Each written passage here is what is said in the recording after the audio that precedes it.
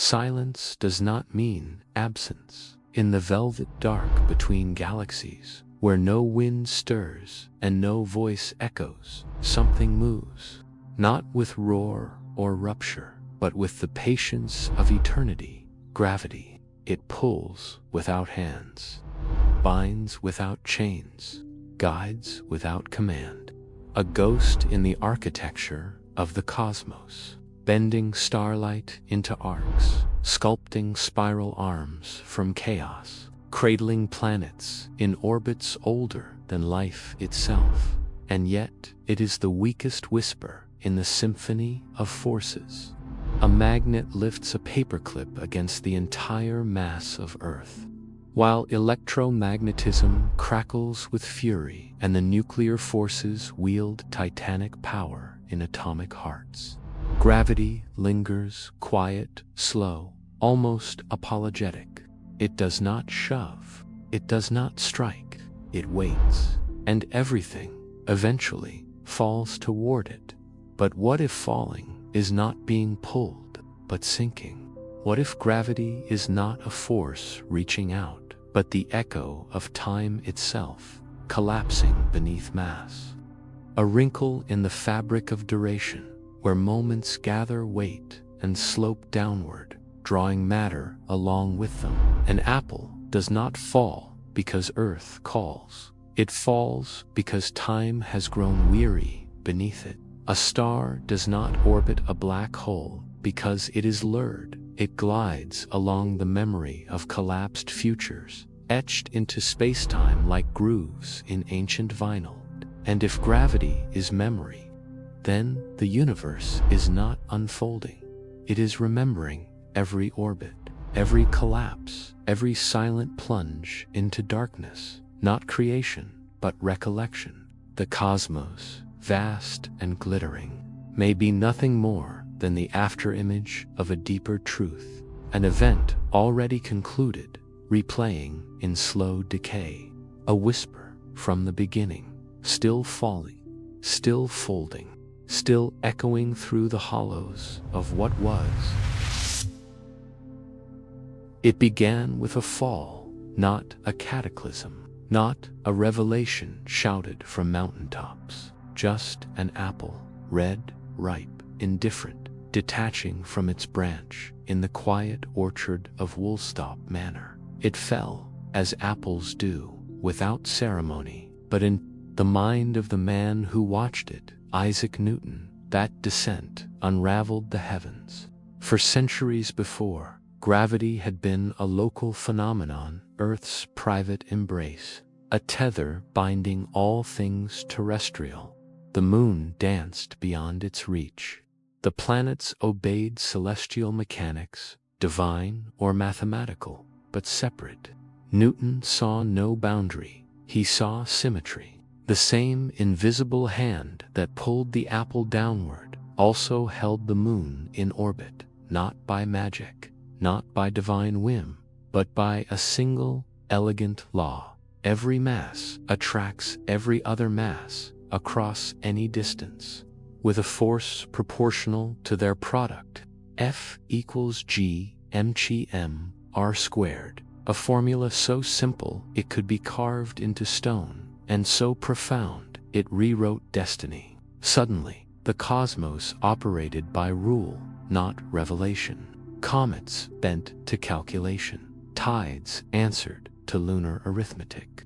The universe, once a mystery whispered by priests and poets, now hummed with predictable harmony. Gravity was a force, invisible, yes, but measurable, universal, democratic. It touched everything, from dust motes to stars. Yet even Newton knew the flaw in his triumph. He could describe gravity's behavior, but not its nature. What reached across the void, what carried its whisper. He called it action at a distance, a phrase laced with unease. How could the sun, 93 million miles away, tug the earth without medium, without messenger? Newton offered no mechanism, only mathematics, only silence. Centuries passed. Telescopes grew, calculations refined, but the question remained: what is gravity, truly? Then came Einstein, not with new equations at first, but with a question that unraveled everything.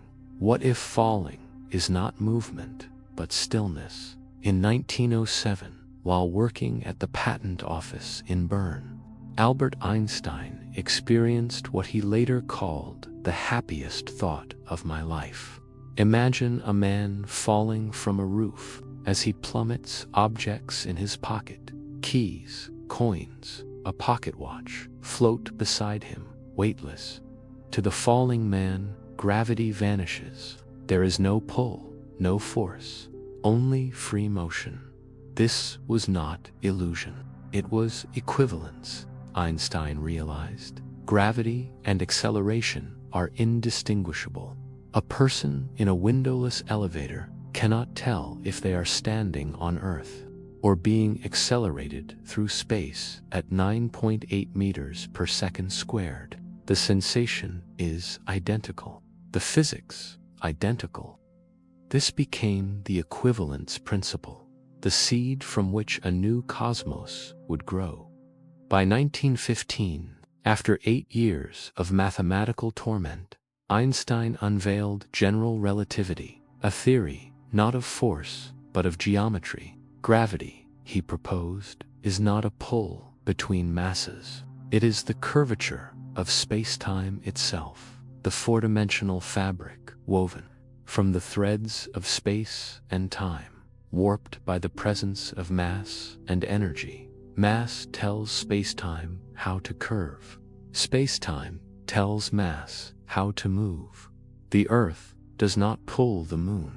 The sun does not drag the planets. Instead, the sun sits like a heavy stone on a stretched rubber sheet, and the planets roll along the contours it creates, not because they are attracted, but because they follow the straightest possible path through bent geometry. These paths are called geodesics, the cosmic equivalent of great circles on a globe. In curved spacetime, straight is curved. Motion is geometry. It was a revolution not of instruments, but of perception. The world needed proof. In 1919, British astronomer Arthur Eddington led an expedition to Principe Island off the coast of West Africa. His mission: to witness a total solar eclipse and to measure whether starlight grazing the sun's limb would bend under the weight of its gravity. According to Newton, light massless should ignore gravity entirely. According to Einstein, space-time near the sun is so warped that even light must follow its curve. Starlight passing close to the sun should deflect by precisely 1.75 arcseconds twice. Newton's prediction. On May 29th, as the moon slid across the face of the sun and darkness fell over the Atlantic jungle, Eddington exposed photographic plates. Weeks later, after painstaking measurement and comparison with reference stars, the result was clear. Einstein was right. The newspapers called it a triumph. Revolution in science, declared the Times of London. Newtonian ideas overthrown. The public, still reeling from the mechanized horrors of the Great War, embraced a new kind of hero, not a soldier, but a thinker whose equations bent the universe itself. But beneath the headlines lay something deeper. Einstein had not merely corrected Newton, he had redefined reality. Gravity was no longer a mysterious tug across emptiness. It was the shape of existence, the contour of time and space, molded by matter. The cosmos was not a stage upon which events unfolded. It was the stage, alive, flexible, responsive, and yet something lingered. In Einstein's equations, time was not a backdrop. It was a dimension, interwoven with space, stretchable, compressible, warped. Near massive objects, time slows. Clocks at sea level tick slower than those on a mountain. GPS satellites must correct for this daily, not as theory, but as engineering necessity. This was not metaphor, it was measurement. Atomic clocks on airplanes, synchronized before flight, return desynchronized, not by error, by relativity. Time itself flows differently depending on gravity's grip. The stronger the gravity, the slower the tick, the deeper the well, the longer the second dot. So if gravity bends time, is gravity not, in part, time? Not just the curve of space, but the collapse of duration. Consider an object in freefall feels no force. It is weightless. Why? Because it is following space-time's natural contour, agilisic. But in that motion, time is not uniform. For the falling object, time flows differently than for the observer standing still. The falling clock ticks slower as it descends deeper into the gravitational well. Gravity, then, is not merely the warping of where things are, but of when they are. Mass doesn't just bend space, it thickens time, slows it, collects it. Like sediment settling at the bottom of a river, time accumulates where gravity is strong. And objects fall not because they are pulled, but because they move toward regions where time flows slower, toward the past's density, toward duration's residue. This is not fringe speculation. It emerges directly from the mathematics of general relativity. The gravitational time dilation term in Einstein's field equations is inseparable from the curvature term.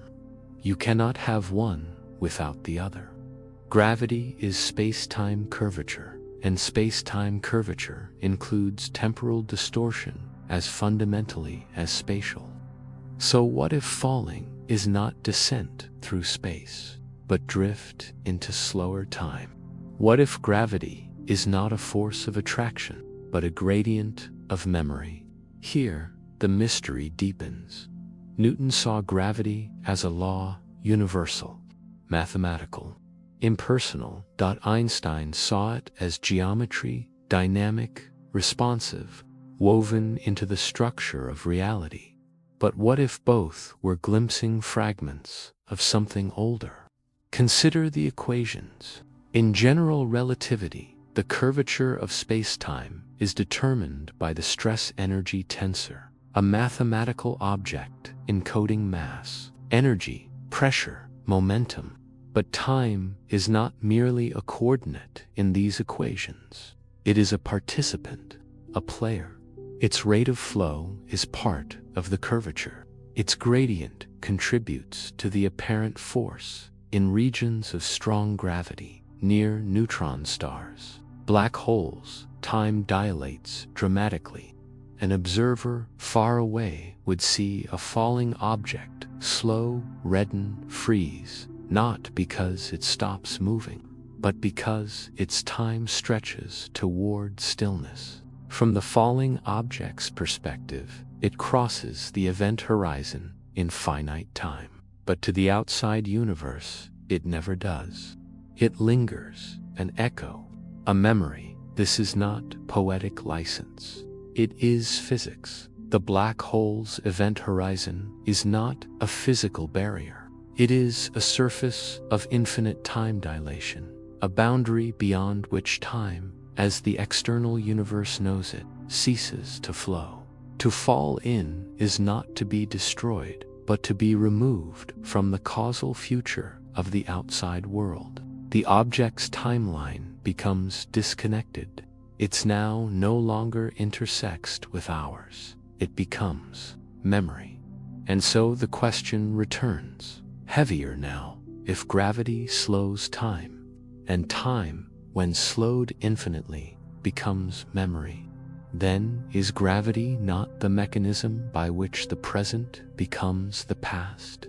Is every falling apple not just obeying a law, but surrendering to duration's accumulation? Is every orbit not a path through curved space, but a spiral through thickening time? Einstein himself resisted such interpretations. He clung to determinism, to a block universe where past, present, and future coexist eternally, and time is illusion. But his equations whisper otherwise. They speak of flow, of gradient, of asymmetry. Time does not merely exist, it behaves, it responds, it drags. Modern physics inches closer to this truth. In 2015, the LIGO Observatory detected gravitational waves, ripples in spacetime, from colliding black holes over 1 billion light-years away. The signal, named GW150914, lasted 0.2 seconds, a chirp, a sigh. But encoded within it was the death cry of two singularities merging, and with them, the final collapse of their shared time. The waves were not disturbances in space alone. They were disturbances in spacetime, temporal distortions propagating at light speed, stretching and compressing time itself as they passed through Earth. Atomic clocks, had they been sensitive enough, would have ticked irregularly during the wave's passage, not by much, by less than 1/trillionth of a second, but measurably, detectably real. Gravity, then, is not static geometry. It is dynamic memory, propagating, evolving, carrying with it the imprint of violent pasts. Even the quantum realm hints at this, though general relativity and quantum mechanics remain unreconciled. Recent theoretical work, particularly in the study of entanglement, entropy, and the holographic principle, suggests that spacetime itself may emerge from deeper quantum information structures. In this view, gravity is not fundamental. It is thermodynamic, statistical, a side effect of entropy, of information loss. And what is entropy, if not the arrow of time? The tendency of systems to move from order to disorder, from memory to forgetting. In 2017, physicist Eric Verland proposed emergent gravity, the idea that gravity is not a fundamental force, but an entropic force arising from changes in the information associated with positions of material bodies.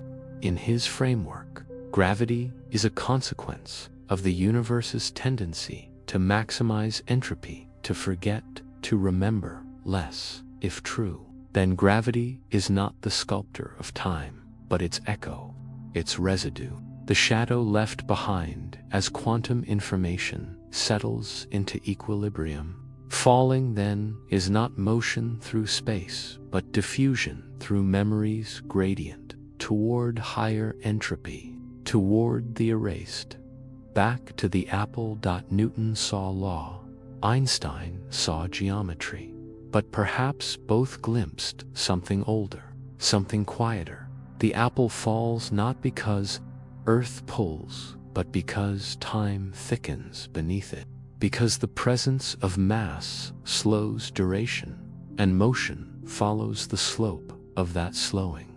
The apple seeks not a force, but a memory, the memory of stillness, of equilibrium, of time's deepest pool. And if this is so, then every orbit, every collapse, every silent plunge into a black hole is not an event in time. It is time itself. Remembering the 1919 eclipse did more than confirm a theory. It cracked open the door to a deeper truth, that gravity is not separate from time, that the two are braided, inseparable, co-constitutive. And if gravity is the curvature of time as much as space, then perhaps the universe is not expanding into emptiness, Perhaps it is collapsing into memory. Each galaxy, each star, each falling leaf, not moving forward through time, but sinking into it. The cosmos, vast and glittering, may be nothing more than the afterimage of duration, a slow, silent fall through the residue of moments already lived. Gravity, then, is not the architect of the future. It is the archivist of the past, and every object that falls is not beginning a journey. It is returning home to where time gathers, thickens, and finally stills, to where all things eventually become memory. There is a silence in physics, not of absence, but of resistance. While the universe hums with forces, the electric crackle of lightning, the nuclear fire in stars, the magnetic dance of auroras, one force remains aloof. Gravity does not shout, it does not spark, it does not split atoms or bind quarks. It lingers at the edge of equations, refusing to join the chorus, alone, unquantized, UNMER, GED. It is the universe's quiet architect, shaping galaxies, bending light, holding planets in their courses, yet in the language of modern physics, it speaks a dialect no one else understands. To grasp the depth of this isolation, one must first understand the unity that gravity refuses. In the 20th century, physics achieved a symphony of convergence. Electromagnetism, once thought separate from the weak nuclear force that governs radioactive decay, was unified in the 1960s by Sheldon Glashow, Abdus Salam, and Steven Weinberg. Their electroweak theory revealed that at high energies, electricity and magnetism are facets of a single force, and the weak force merges with them later.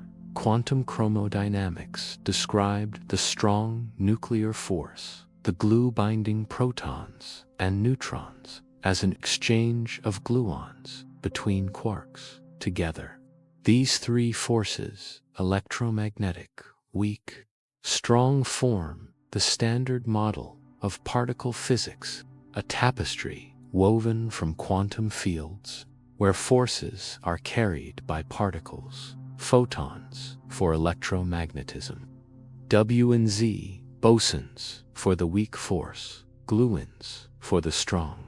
All obey the rules of quantum mechanics. All submit to probability, uncertainty, and wave function collapse. All except gravity. Gravity stands apart not only in theory, but in strength. Consider a child's magnet, no larger than a coin, can lift a paperclip, overcoming the gravitational pull of the entire Earth. Electromagnetic force between two protons is approximately 10 times stronger than their gravitational attraction, a number so vast it defies intuition, a 1 followed by 36 zeros. If gravity were scaled to the strength of a whisper, electromagnetism would be a supernova's roar. And yet, gravity rules the cosmos. It shapes the large-scale structure of the universe. It governs the fate of stars. It bends the path of light across billions of light-years. Its weakness is its paradox, for it is precisely because gravity does not cancel, does not shield, does not repel, that it accumulates. While electromagnetic charges neutralize positive and negative balancing to zero, mass only adds. Gravity, feeble in the small, becomes sovereign in the large. But why is it so weak? No known symmetry explains it.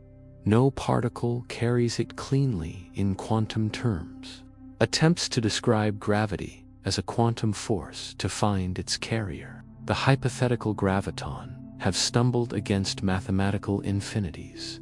When physicists try to calculate gravitational interactions at the quantum level, the equations explode into nonsense probabilities greater than 1, energies that spiral to infinity.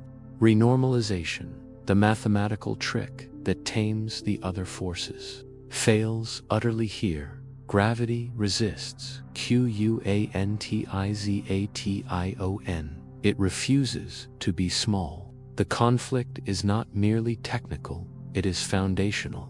Quantum mechanics describes a universe of probability, where particles flicker in and out of existence, where observation collapses waves into particles, where entanglement links distant objects faster than light. General relativity describes a universe of geometry, smooth, deterministic, where space-time bends like fabric under the weight of mass, where time flows differently depending on location, where black holes warp causality itself. These two pillars of modern physics are individually triumphant. Together, they are incompatible. At the center of a black hole, the singularity density becomes infinite, space-time curvature infinite, quantum effects unavoidable. Yet no theory exists to describe it. In the first moments of the Big Bang, when the entire universe was smaller than an atom, quantum gravity must have governed. Yet no equations survive the collision of scales. Even in the gentle curve of space-time around Earth, the conflict whispers. Quantum fields fluctuate everywhere, even in vacuum. These fluctuations should generate energy, vacuum energy, which, according to general relativity, should curve space-time dramatically. Calculations suggest the universe should be curled into a microscopic knot or ripped apart by repulsive gravity. Instead, it expands gently. The mismatch between predicted and observed vacuum energy, the cosmological constant problem, is off by 120 orders of magnitude, the worst prediction in the history of science. Gravity does not merely resist unification, it mocks it. And so, quietly, a radical thought began to surface.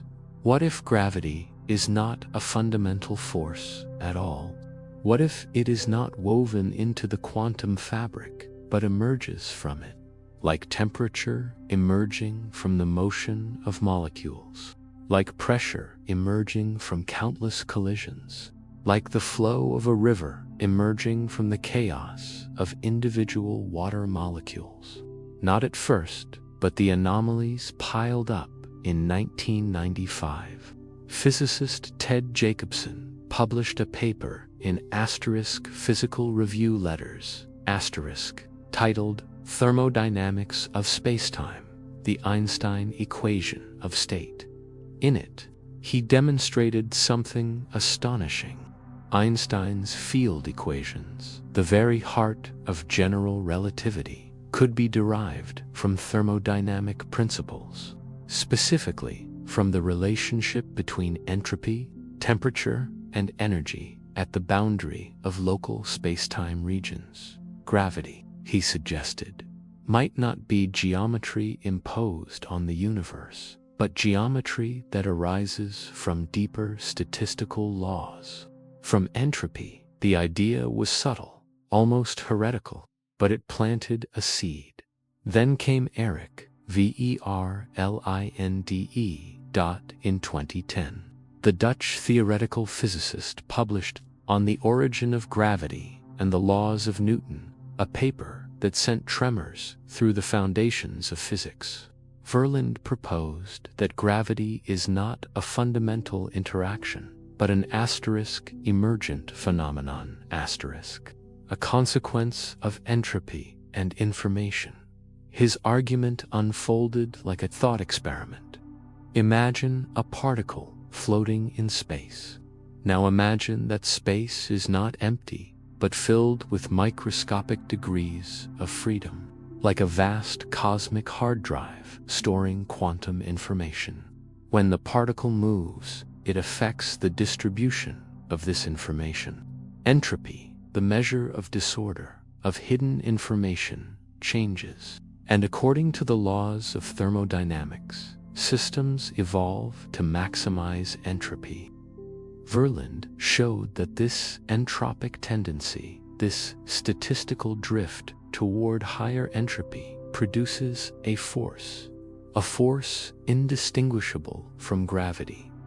In his framework, gravity is not mediated by particles. It is not a field. It is not even geometry in the primary sense. It is a side effect, an illusion born of ignorance. The universe pulls objects together, not because of attraction, but because configurations with masses closer together have higher entropy. Falling, then, is not motion through curved space, but diffusion toward higher disorder, toward forgetting. The implications were staggering. If gravity emerges from entropy, then spacetime itself may be emergent, not fundamental. The smooth, continuous stage of Einstein's relativity may be a strained approximation, like describing a gas by its pressure and temperature. Without tracking every molecule, this aligned eerily with another radical idea, the holographic principle, first proposed by Gerard 't Hooft and later developed by Leonard Susskind. The holographic principle suggests that all the information contained within a volume of space can be encoded on its boundary, like a hologram, where a 3D image is stored on a 2D surface. Applied to gravity, it implies that space-time and gravity with it may be a projection of quantum information living on a lower dimensional surface. In 2013, physicists Juan Mendocino and Leonard Susskind proposed EEPR, a conjecture linking entangled particles, EPR pairs, with wormholes Einstein-Rosen bridges. Entanglement, a purely quantum phenomenon, might geometrically manifest as space-time connections. Gravity, again, not fundamental, but woven from quantum threads. Experimental whispers began to echo these theories. In 2016, a team led by Margot Brouwer at Leiden Observatory tested Verland's emergent gravity against observations of over 33,000 galaxies.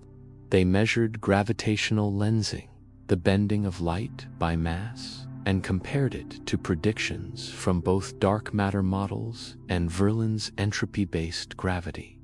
The results? Emergent gravity matched the data without requiring dark matter. Dark matter, the invisible scaffolding thought to hold galaxies together, has never been directly detected. Its existence is inferred from gravitational anomalies. Stars orbit galactic centers too fast. Galaxy clusters bend light too strongly. Cosmic structure formed too quickly. For decades, physicists searched for WIMPs, exions, sterile neutrinos, particles that might account for this missing mass. But what if there is no missing mass? What if gravity itself behaves differently at galactic scales, not because of unseen matter, but because its entropic nature becomes dominant? Verland's equations predicted galaxy rotation curves with startling accuracy, no dark matter required. The gravitational pull, attributed to invisible halos, might instead be the signature of emergent spacetime, responding to visible matter alone. The physics community reacted with cautious fascination. Some called it a breakthrough, others a coincidence. But the door had cracked open. The weakness of gravity, once a mystery, now found a possible explanation. If gravity emerges from the statistical behavior of underlying quantum information, its feebleness makes sense. It is not a force battling others on equal footing. It is a shadow, a residual effect, a thermodynamic echo, like the faint pressure of air. Molecules against your skin, imperceptible, unless magnified gravity is the gentle drift of information. Equilibrium, its scale is cosmic not because it is strong, but because it is cumulative. Because entropy, unlike charge, does not cancel. Because information, once displaced, seeks to spread, and in spreading, pulls. Even black holes whisper support. In 1974, Stephen Hawking discovered that black holes are not truly black. They radiate slowly, faintly, due to quantum effects near the event horizon. Hawking radiation implies that black holes have temperature. And if they have temperature, they must have entropy, vast entropy, proportional to their surface area, not their volume. This was the first concrete link between gravity, thermodynamics, and information. Jacob Bekenstein had proposed it earlier, that black hole entropy is S equals A4, where A is the area of the event horizon in Planck units. A radical notion that the maximum entropy in any region is not determined by its volume, as intuition suggests, but by its surface. Again, the holographic principle. Again, the suggestion that spacetime is not the foundation, but the facade. So gravity's solitude begins to look less like failure and more like revelation. It does not unify with other forces because it is not of the same kind. Electromagnetism, the nuclear forces, these are interactions within spacetime. Gravity may be the shape of spacetime itself, and spacetime may be emergent. From this perspective, the incompatibility between quantum mechanics and general relativity is not a flaw to be fixed, but a clue to be followed. Quantum mechanics describes the microscopic constituents. General relativity describes their collective behavior, like fluid dynamics emerging from molecular chaos, like temperature emerging from kinetic energy. Gravity, then, is not broken. It is secondary. This reframes everything. The falling apple, not pulled by force, but drifting toward higher entropy. The orbiting planet, not tracing a geodesic in fundamental spacetime, but following the statistical gradient of an emergent geometry. The bending of starlight, not the warping of a primary stage, but the refraction of information's flow. Even time, that elusive dimension woven into gravity's equations, may be emergent. In quantum gravity approaches, like loop quantum gravity or causal set theory, time does not exist at the fundamental level. It arises from relations between events, from the accumulation of quantum correlations. If time emerges, and gravity is the curvature of time, then gravity, too, is memory. Not memory as metaphor, but as mechanism. The universe does not remember in the human sense, but entropy increases. Information spreads. Configurations evolve toward equilibrium, and in that evolution, patterns recur. Structures stabilize. Histories sediment into geometry. Gravity is the slope of that sedimentation. Some physicists resist. The mathematics of emergent gravity remains incomplete. Verlin's theory, while predictive in galaxies, struggles with cosmological scales and gravitational waves. Quantum entanglements link to space-time geometry, while mathematically elegant in toy models, lacks experimental verification. The graviton, though elusive, remains the favored path for many, but the silence of gravity, its refusal to quantize, its thermodynamic echoes, its holographic hints grows louder. Perhaps the deepest shock is not that gravity is weak, or that it resists unification, but that it may not be real, at least not in the way the other forces are real. It may be like the wind, not a thing, but a pattern. Like the wave, not an object, but a behavior. Like the echo, not a voice, but a memory of one dot in this light. Einstein's geometric vision was not wrong, but incomplete. Space-time curves. Mass shapes it. But beneath that curvature lies something older, something quieter. Information, entropy, time's slow forgetting. And so the cosmos unfolds, or perhaps refolds, not governed by gravity as a force, but shaped by it as a consequence of quantum uncertainty, of entanglement, of information seeking, equilibrium, of time accumulating, thickening, slowing, until motion becomes memory, and memory becomes geometry. Gravity, then, is not the first law of the universe, it is the last sigh of its deeper truths, rising like mist from a river at dawn. From the quantum waters beneath, a whisper, a residue, an echo of something already gone and still falling. Time does not flow, it falls, not like water, swift and visible, but like dust in still air, drifting imperceptibly toward gravity's gathering weight. Near a mountain, time slips slower than in the sky above. Near a star, slower still. Near a black hole, it slows to a crawl, then stops. Not metaphorically, not poetically, measurably, mathematically, relentlessly. This is not philosophy. This is instrumentation. Atomic clocks, precise to within a billionth of a second per day, have confirmed it. Place one on the floor, another on a shelf. The lower clock ticks slower. Send one into orbit. It races ahead of its earthbound twin.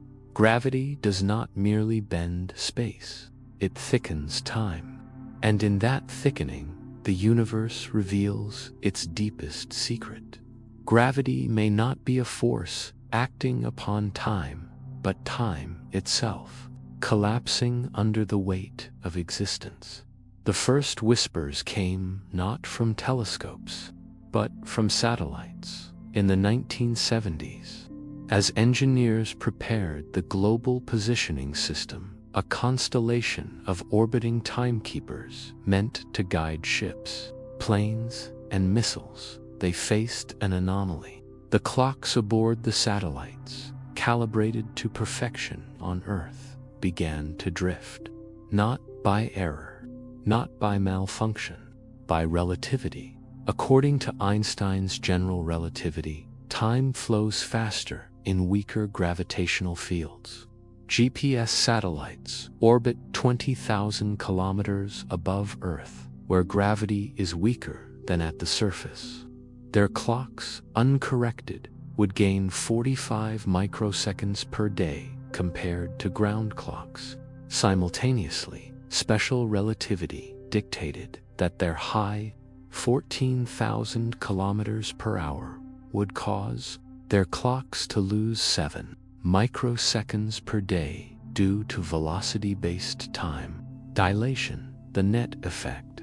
Satellite clocks run 38 microseconds faster each day, a trivial number, until one considers that light travels 300 meters in 1 microsecond. Uncorrected GPS locations would drift by over 10 kilometers per day. Navigation would fail. Missiles would miss. Smartphones would point to empty fields. Engineers had no choice. They built Einstein's equations into the system. They slowed the satellite clocks before launch, not mechanically, but mathematically, compensating for both gravitational and velocity effects. And it worked perfectly.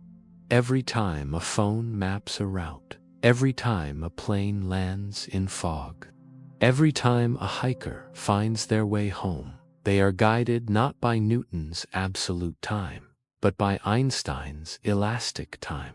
Gravity's invisible hand does not merely pull on matter, it pulls on duration itself. Time is not universal. It is local, personal, shaped by mass, by motion, by memory. But the true depth of this revelation lies not in satellites, but in singularities, black holes, those gravitational abysses where matter collapses beyond recovery, are not merely regions of infinite density.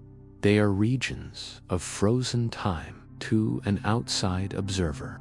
An object falling toward a black hole appears to slow as it nears the event horizon, the point of no return. Its light reddens, its motion decelerates. At the horizon, it seems to stop, suspended forever in the last moment before disappearance. Not because it halts, but because time, for the distant watcher, stretches infinitely at that boundary. The falling object, from its own perspective, crosses the horizon in finite time. But its timeline, its sequence of nows, becomes causally disconnected from the rest of the universe. It vanishes not into darkness, but into a different temporal fabric, a timeline that no longer intersects with ours. The event horizon is not a wall of matter. It is a surface of infinite time dilation, where the future for the infalling object becomes orthogonal to the future of the external cosmos, where time, as we know it, ceases to flow. Gravity, here, is not curvature alone, it is cessation. This raises a question, quiet, persistent, haunting. Is mass warping time? Or is time's collapse the origin of mass's pull? In Einstein's equations, the answer is symmetric. Massenergy tells spacetime how to curve. Curved spacetime tells massenergy how to move. But symmetry does not imply causality. Which comes first, the mass or the slowing of time? Consider a neutron star, a city-sized remnant of a dead sun, where a single sugar cube of matter weighs 1 billion tons. Time at its surface flows 30% slower than in deep space. An observer far away would see all processes on the star, nuclear reactions, magnetic pulses, even the spin of particles, stretched, slowed, deepened in duration. But what if the slowing of time is not the effect, but the cause? What if mass does not create gravity, but reveals where time has already collapsed? In Verlin's emergent gravity, mass is not the source of gravitational pull. It is the marker of entropy. The presence of mass displaces microscopic quantum information, increasing entropy in its vicinity. Objects move toward it, not because they are attracted, but because that direction holds more microstates, more disorder, more forgotten configurations than this view. Time dilation is not secondary, it is primary. The slowing of time near mass is not a consequence of gravity, it is gravity. The force is the statistical drift toward regions where time has thickened, where entropy has accumulated, where the past has sedimented into geometry. Falling, then, is not motion through space, but descent into slower time, into memory. The mathematics trembles at this threshold. In Scrivi Einstein field equations, G_mu nu equals 8 gt underscore mu nu. The left side describes spacetime curvature. The right side describes mass and energy distribution.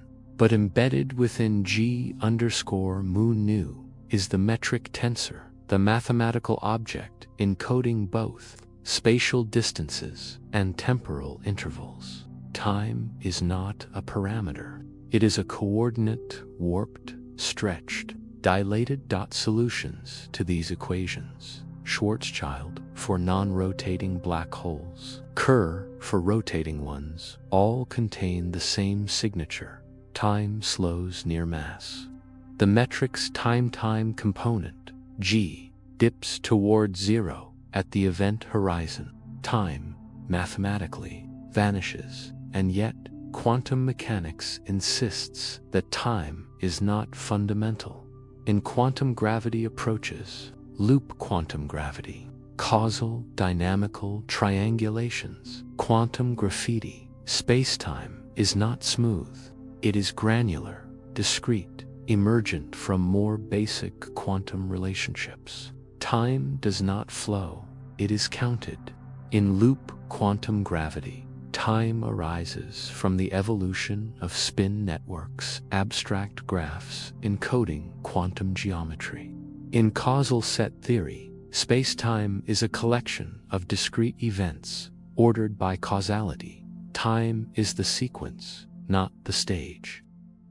If time emerges, and gravity is the curvature of time, then gravity too must emerge, not from particles, not from fields, but from the entanglement of quantum bits, from the correlations between events, from the growth of entropy, from the loss of information. Experiments in quantum laboratories now brush against this mystery. In 2020, physicists at the University of Waterloo and the Perimeter Institute conducted tabletop experiments probing the link between gravity and quantum entanglement. Using superconducting qubits cooled near absolute zero, they simulated entangled systems and measured how their mutual information influenced effective spacetime geometry in the model. The results were suggestive, not conclusive, but aligned with the ER equals EPR conjecture. Entangled particles behaved as if connected by microscopic wormholes. Geometry emerged from correlation, spacetime from entanglement. In another experiment, researchers at the University of Vienna measured time dilation effects on quantum superpositions. They placed cesium atoms in superposition, existing in two locations at once, and observed how the differing gravitational potentials at each location caused the wave function to decohere. Gravity didn't just bend trajectories, it unraveled quantum states. It enforced classicality. It was active, selective, decisive. Black holes deepen the enigma. Hawking radiation, the slow evaporation of black holes due to quantum fluctuations at the horizon, implies that black holes have temperature. Temperature implies entropy. Entropy implies microstates, hidden configurations beneath the surface.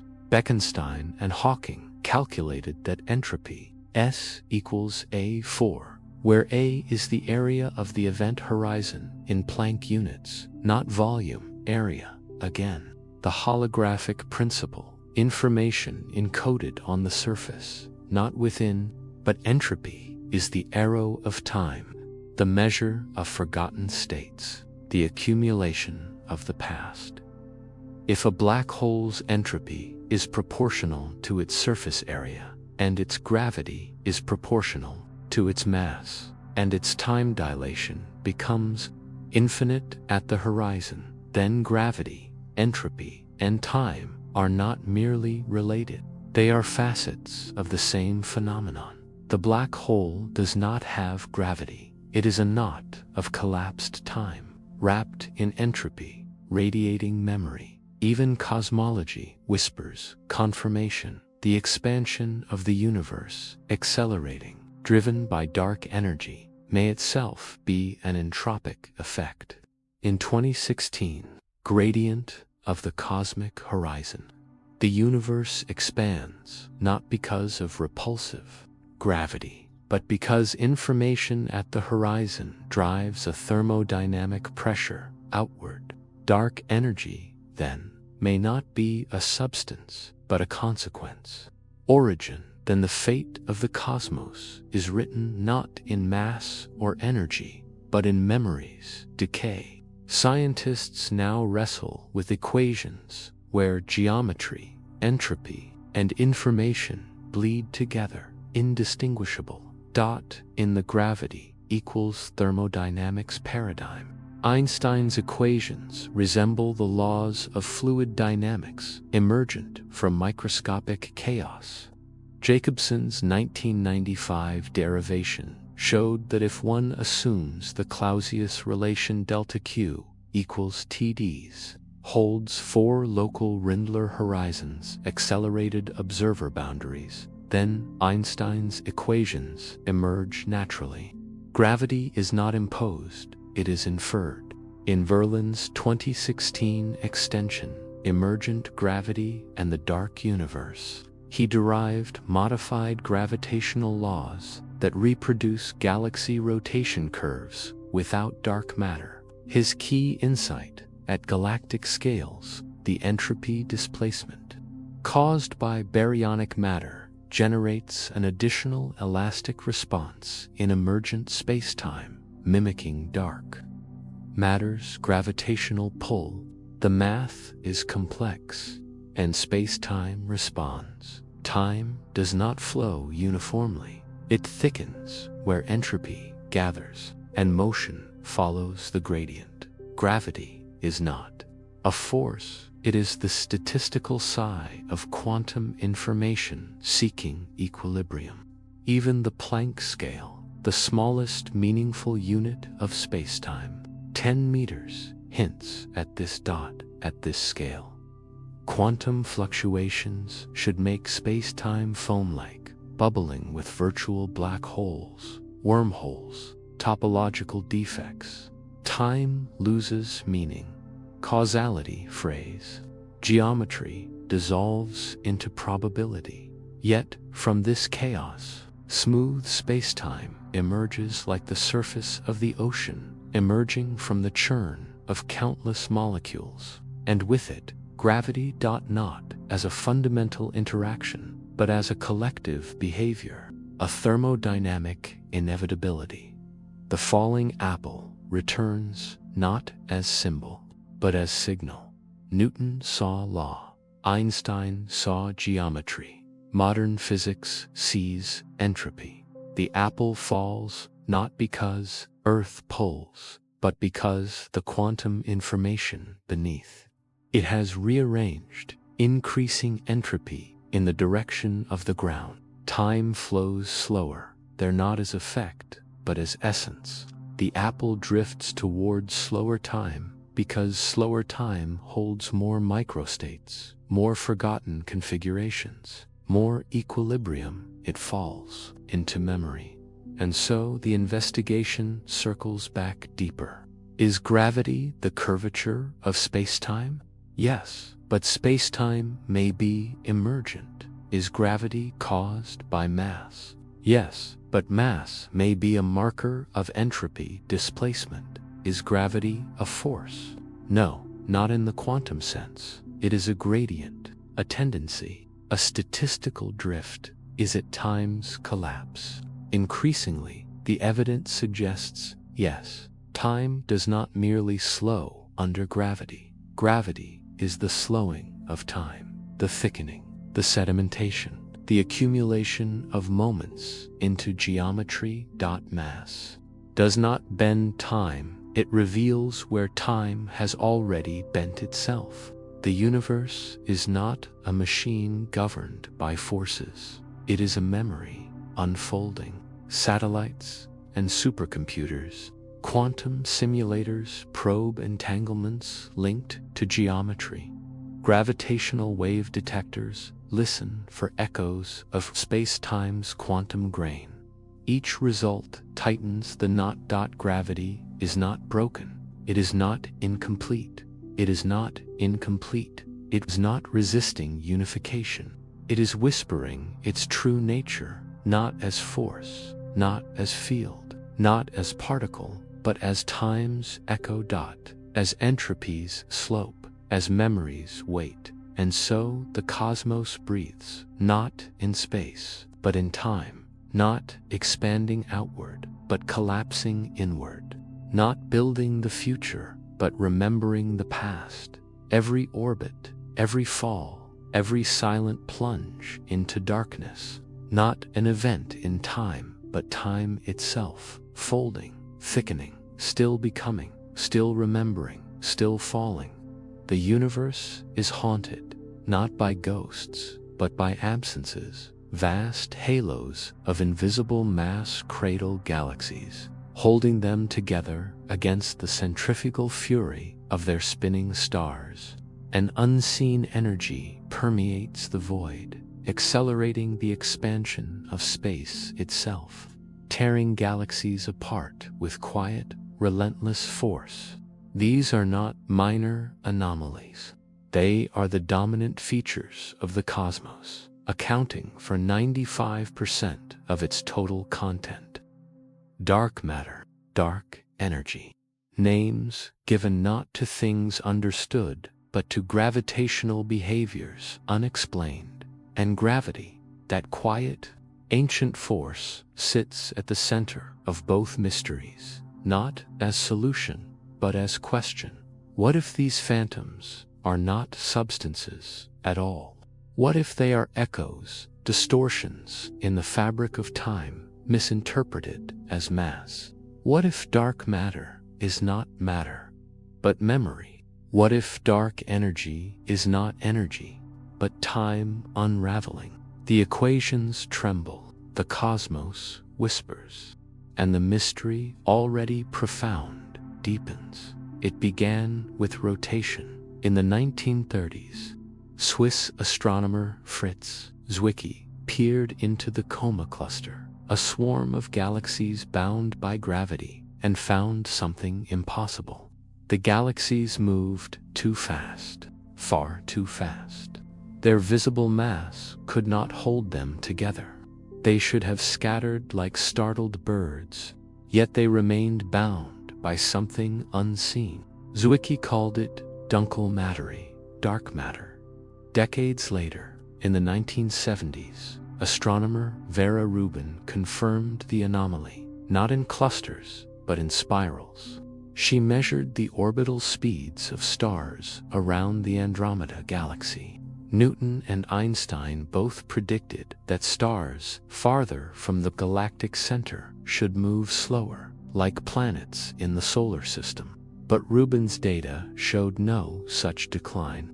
Stars at the edge raced as fast as those near the core. The galaxy's visible mass was insufficient. Something else, invisible, massive, pervasive, must be holding it together. The scientific response was unified. Dark matter must exist. A new particle, weakly interacting, massive, cold, must flood the cosmos, forming halos around galaxies, sculpting the large-scale structure of the universe. Experiments launched, detectors buried deep underground, particle colliders strained to produce it. Decades passed. No direct detection, no confirmed signal, only silence, and then a heresy. In 2016, Eric Verland proposed that no such particle was needed, that the anomalous rotation curves, the gravitational excess attributed to dark matter, could be explained if gravity itself changes behavior at galactic scales. Not because of unseen mass, but because of emergent spacetime responding to entropy gradients. His equations matched observations.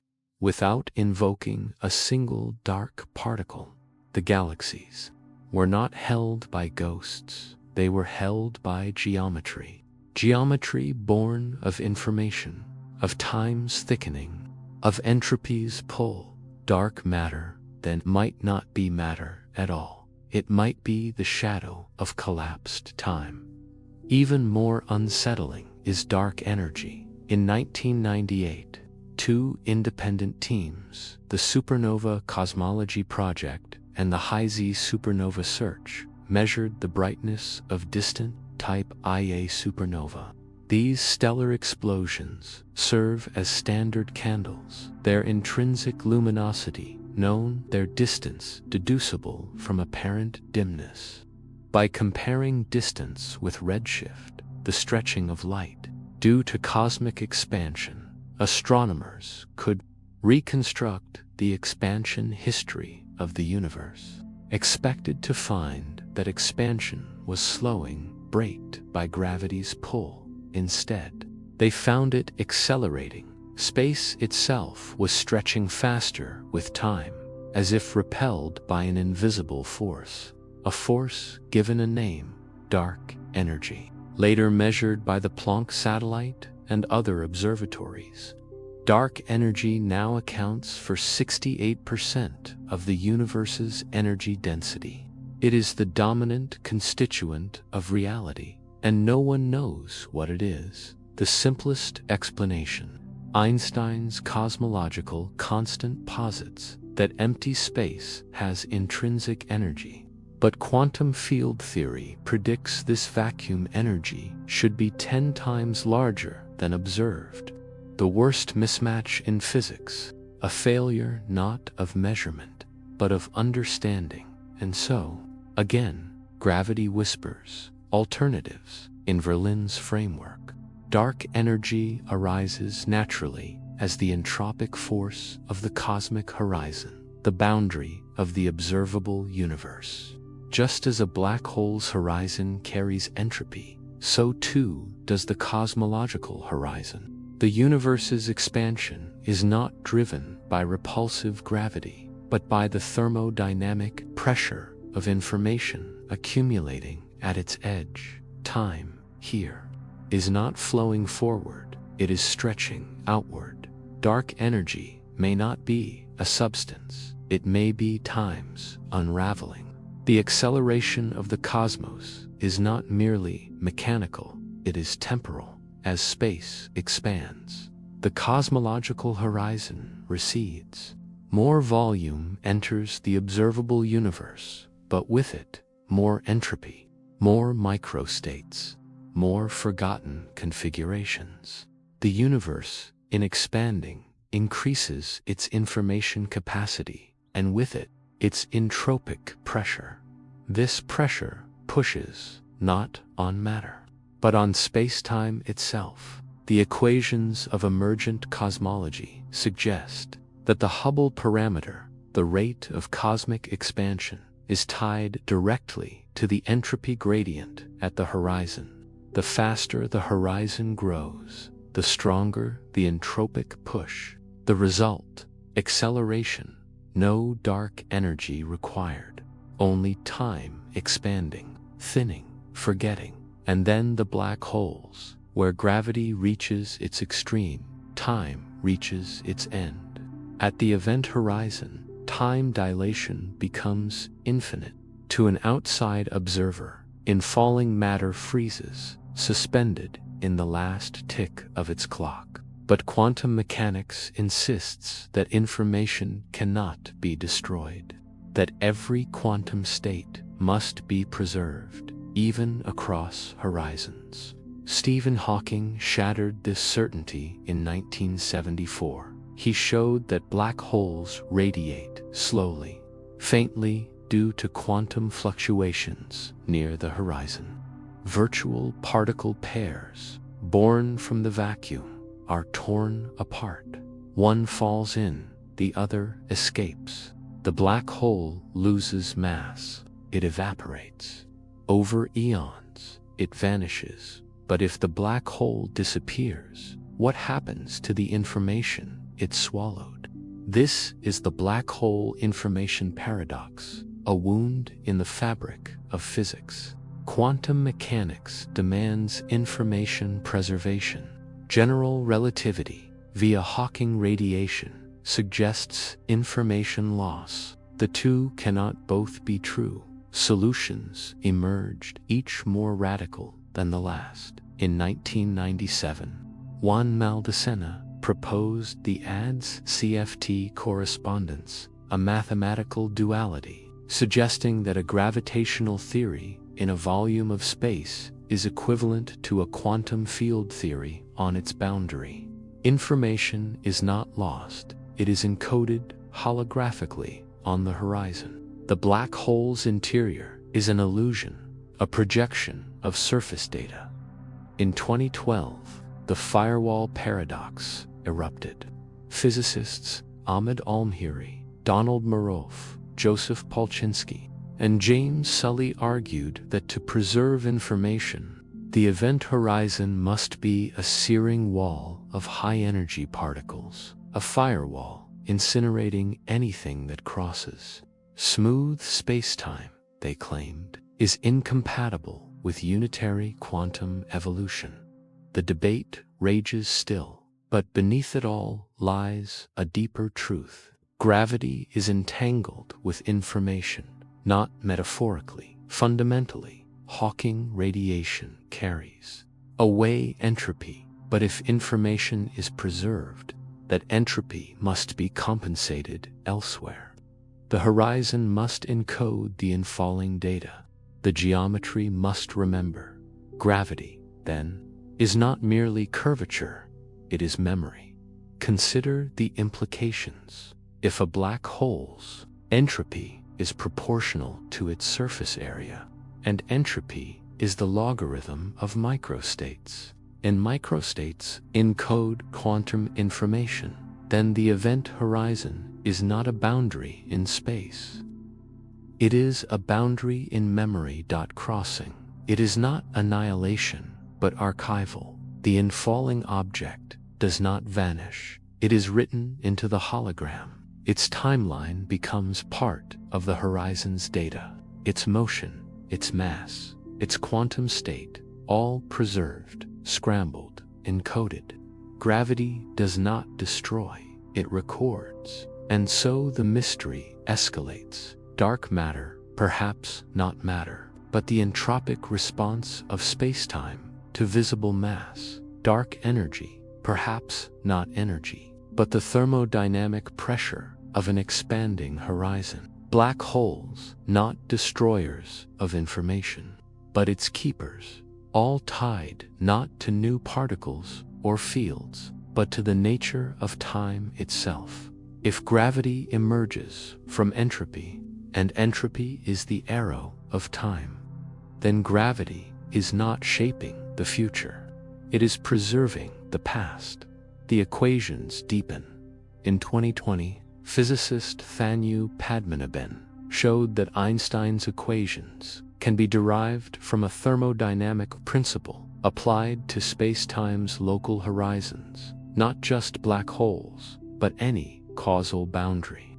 Gravity, he argued, is the thermodynamic limit of an underlying quantum gravitational theory, where spacetime is not smooth, but pixelated, and time is not continuous, but counted.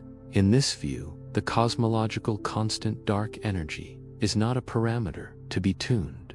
It is the residual entropy of the universe's birth, the memory of the Big Bang, still exerting pressure.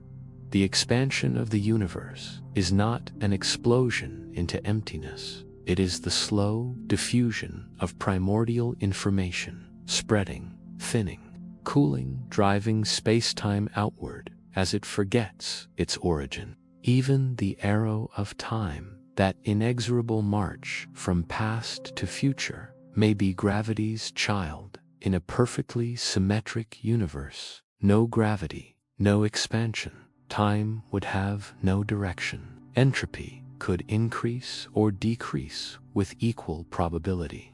But gravity breaks the symmetry. It clumps matter. It forms stars. It collapses black holes. It creates gradients of density, of temperature, of entropy, and with gradients come flow. Time flows because gravity remembers, because collapsed regions, black holes, galaxies, planets hold more entropy than uniform space, because the universe evolves toward higher disorder, and gravity is the map of that evolution. Without gravity, time would be static. With it, time falls. Laboratories now test these ideas at quantum scales. In 2022, researchers at the University of California, Berkeley, placed nanoscale diamonds in superposition, each containing a nitrogen vacancy center whose spin state could be measured.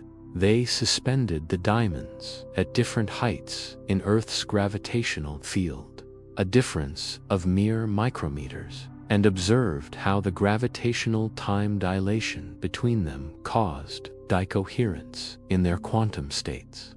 Gravity did not merely bend trajectories, it selected timelines. The experiment confirmed time dilation is not passive. It is active. It enforces classicality. It erases quantum possibilities, not randomly, but directionally, toward slower time, toward higher entropy, toward memory. Cosmological simulations echo this. In emergent gravity models, when researchers simulate galaxy formation using only visible matter, an entropic response, no dark matter particles, the resulting structures match observations. Spiral arms form. Rotation curves flatten. Gravitational lensing bends light, precisely as seen by Hubble and the James Webb Space Telescope. The invisible scaffolding vanishes in its place. Geometry shaped by time's collapse. And so the question returns heavier. Now if time collapses under mass and gravity, is that collapse? Then is gravity not a force, but a record, not a cause, but an afterimage? Consider a star collapsing into a black hole. From the outside, its surface freezes at the horizon, light reddening, time stretching, motion slowing to stillness. The star does not vanish. It lingers, imprinted on the horizon, encoded in Hawking radiation, preserved in entropy. Its gravity does not disappear, it intensifies. But what is that gravity? Not the pull of hidden mass, but the weight of frozen moments, the curvature of arrested time, the echo of a timeline now severed from ours. The same may be true of the cosmos itself. The accelerating expansion, dark energy, may not be a force pushing outward.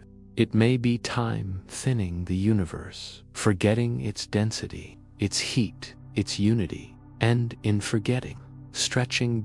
Each galaxy receding not because space inflates, but because time between them dilutes. The future is not being built, it is being erased.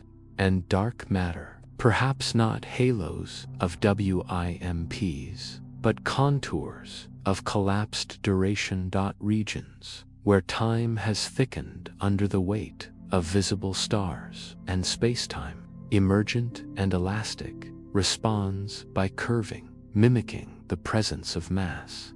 The galaxy does not need dark matter to hold together. It needs only time, slowed, pooled, accumulated beneath its spiral arms. The mystery deepens, not into darkness, but into clarity.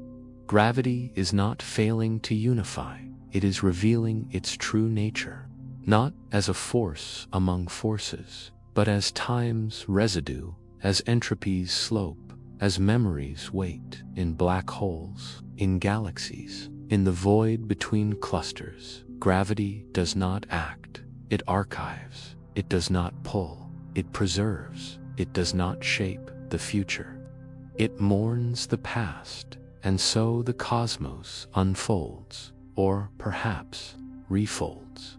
not expanding into emptiness, but collapsing into memory. Each supernova, each collision, each silent fall into darkness, not an end, but an inscription, a line in the ledger of duration, a whisper in the archive of time.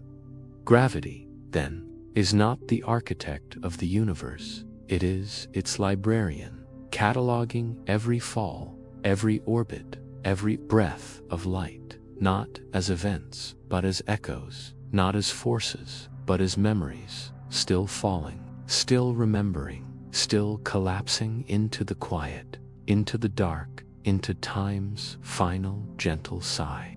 Reality is not carved in stone. It is written in equations, some sharp, some blurred, some still half-formed in the minds of those who dare to question the silence between stars. Gravity, that oldest and quietest of cosmic architects, has worn many masks across the centuries. To Newton, it was law, immutable, mathematical, universal. To Einstein, it was geometry, the curvature of a four-dimensional stage where matter and energy danced. To quantum theorists, it is a missing note, a phantom particle, elusive. To modern heretics, it is not force at all, but memory, not cause, but consequence, not fundamental, but emergent. Each theory is a lens, each a mirror. Each reflects not only the cosmos, but the assumptions, the hopes, the limits of the minds that shaped it in its own way. Whispers the same haunting truth. Gravity may not be what it seems. Einstein's vision remains the most elegant. In 1915, he unveiled general relativity, not as correction, but as revelation. Space and time were not passive containers. They were dynamic participants, woven into a single fabric, spacetime, molded by the presence of mass and energy. Gravity was not a force reaching across emptiness. It was the shape of existence itself. Planets orbited not because they were pulled, but because they followed the straightest possible path through bent geometry. Light bent not because it was tugged, but because it traced the contours of warped duration. The mathematics was flawless. The predictions confirmed.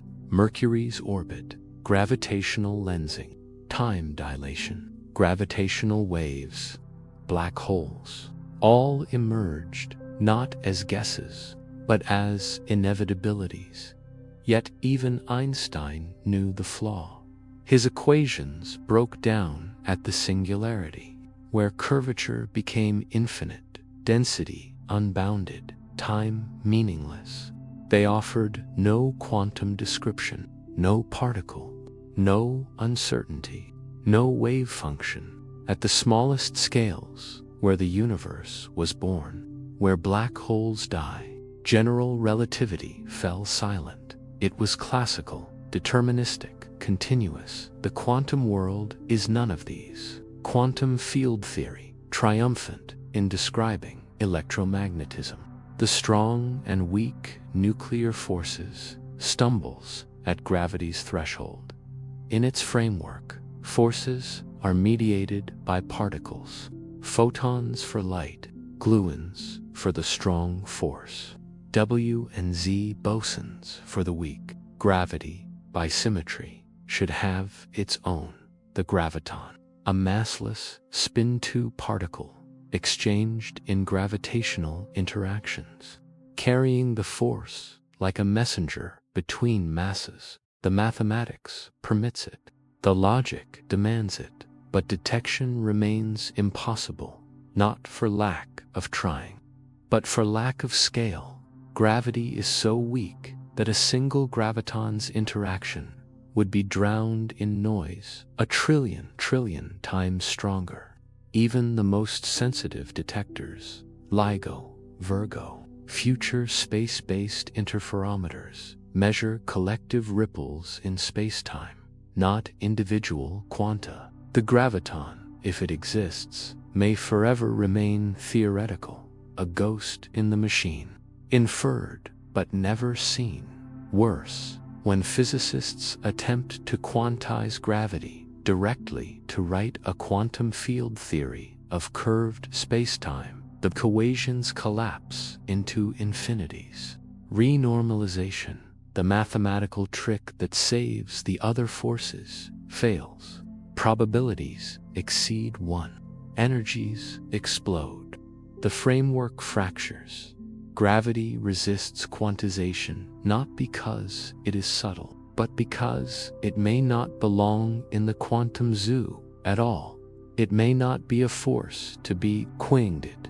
And the heresy of emergence. In 2010, he proposed that gravity is not fundamental, not a force, not even geometry in the primary sense. Instead, it is an asterisk, entropic force, asterisk, a statistical tendency arising from the behavior of underlying quantum information. His argument unfolded like a thermodynamic parable. Imagine space not as emptiness, but as a vast reservoir of microscopic degrees of freedom. Quantum bits, entangled, fluctuating, encoding the positions and states of all matter. When a massive object appears, it displaces this information. Entropy, the measure of hidden configurations, changes. And according to the second law of thermodynamics, systems evolve to maximize entropy. This evolution produces a force, indistinguishable from gravity, in Verlaine's framework. An apple does not fall because Earth pulls, but because the configuration where the apple is closer to Earth has higher entropy. Falling is not attraction, it is diffusion, motion toward equilibrium, toward forgetting. The implications cascade, Newton's law. F equals gmjmr squared emerges not from fundamental interaction, but from entropy gradient. Einstein's equations, not from geometric axiom, but from thermodynamic identity. Even dark matter, the invisible scaffolding of galaxies, vanishes. Its gravitational effects are reproduced by the elastic response of emergent spacetime to visible matter alone. Gravity, then, is not written into the universe's code. It is compiled, emergent, approximate, statistical, like temperature, emerging from molecular motion, like pressure, emerging from collisions, like the wave emerging from water. This aligns eerily with another radical vision, the holographic principle. First articulated by Gerard T. Hooft and refined by Leonard Susskind. It proposes that all the information contained within a volume of space can be fully encoded on its boundary, like a hologram, where a 3D image is stored on a 2D surface. Applied to gravity, it suggests that spacetime and gravity with it is not fundamental.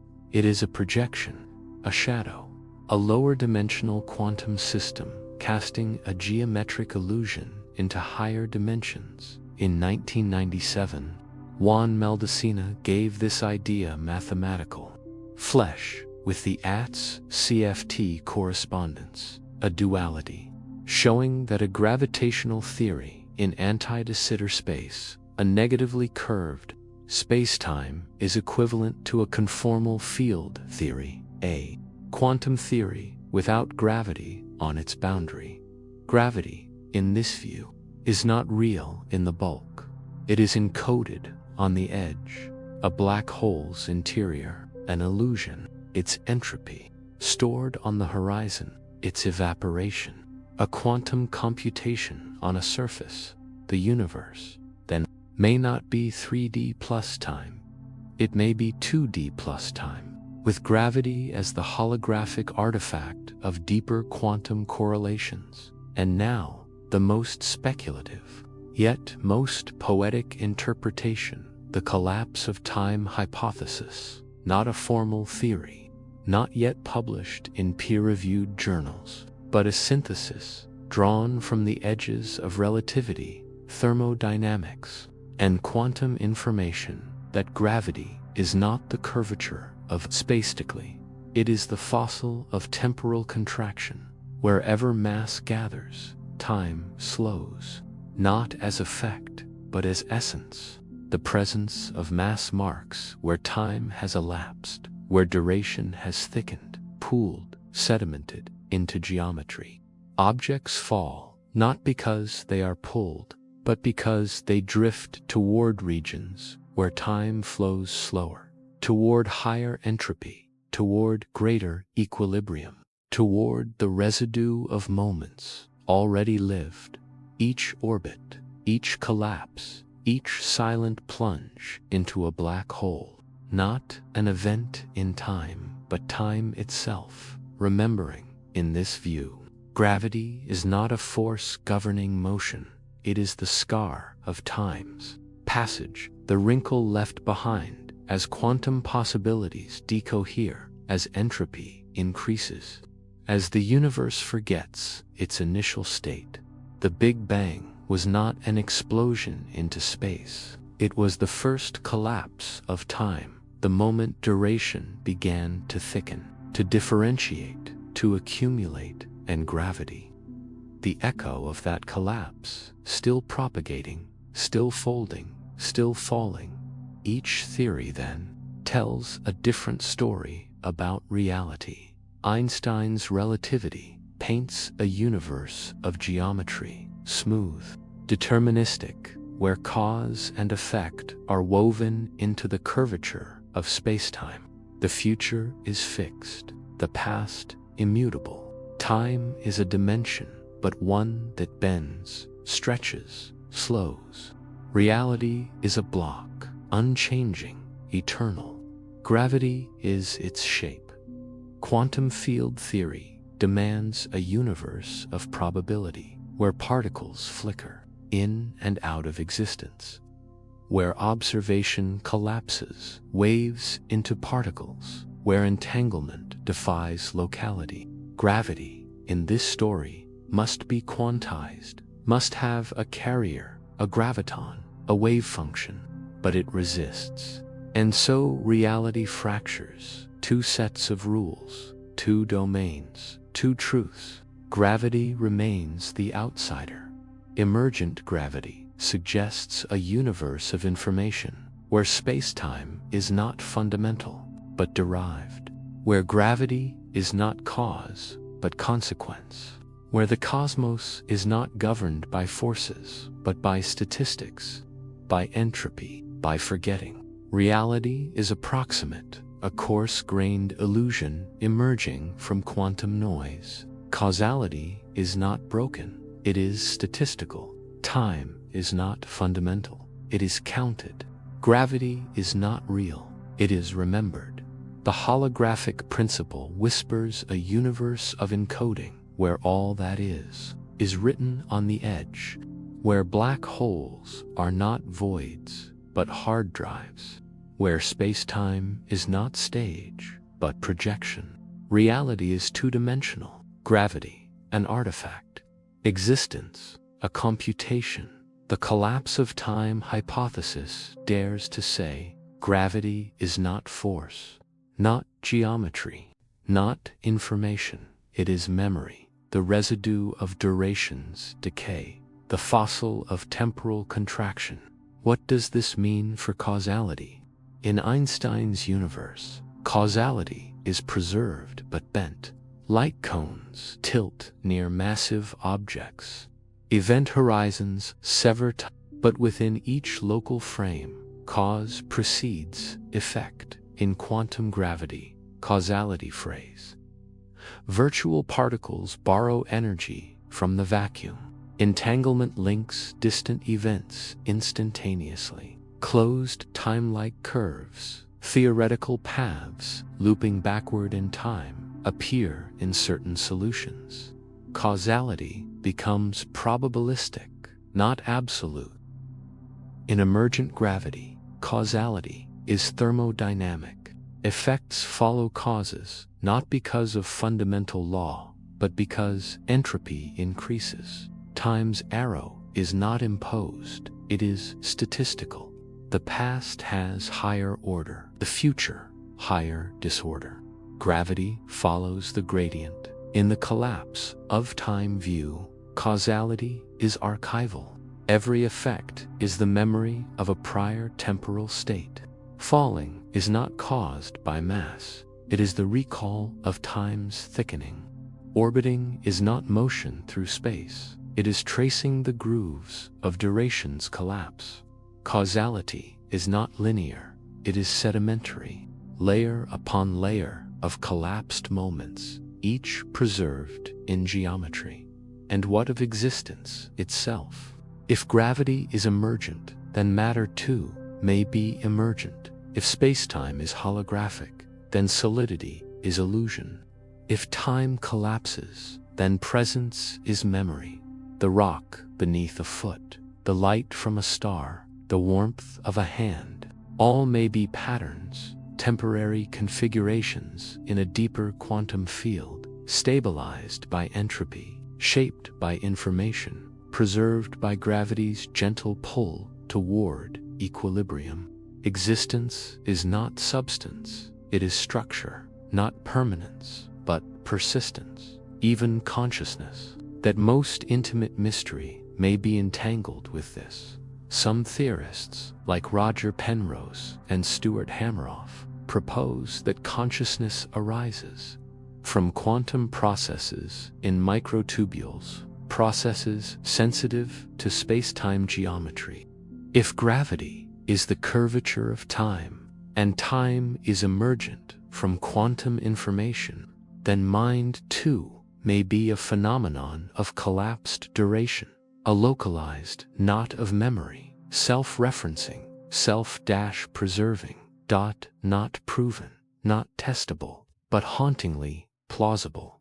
If gravity is memory, and mind is memory, then perhaps both arise from the same source. The equations do not yet unify, but the patterns converge in loop quantum gravity. Space-time is granular, woven from spin networks, evolving in discrete steps. Time is not continuous, it is counted. Gravity emerges from quantum geometry. In causal set theory, space-time is a collection of events, ordered by causality. Time is the sequence, gravity the structure. In string theory, gravity is the vibration of strings in higher dimensions. But even here, the ADS-CFT duality suggests gravity is encoded holographically on lower dimensional branes.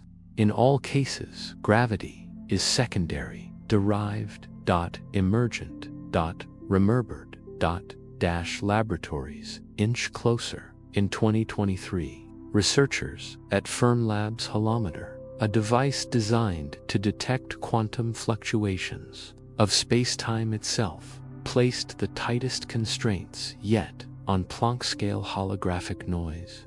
No signal was found, but the search continues. If spacetime is pixelated, if gravity is emergent, the noise should be there, a whisper beneath the silence. Quantum simulators now model entanglements linked to geometry in controlled systems of ultra-cold atoms or superconducting qubits. Physicists create synthetic spacetimes and observe how entanglement entropy generates effective curvature.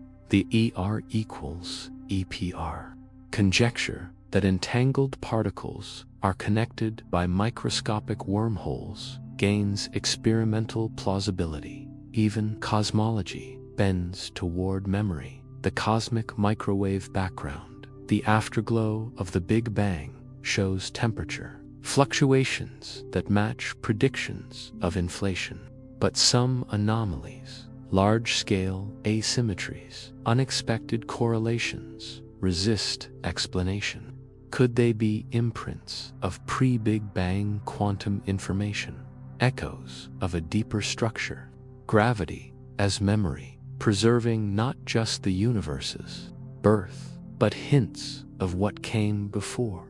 The graviton remains unseen, not because it is hidden, but because it may not exist, not as particle, but as pattern, not as force, but as fossil. And so the theories spiral, each more beautiful, each more unsettling. Einstein gave us geometry. Quantum theory demands particles.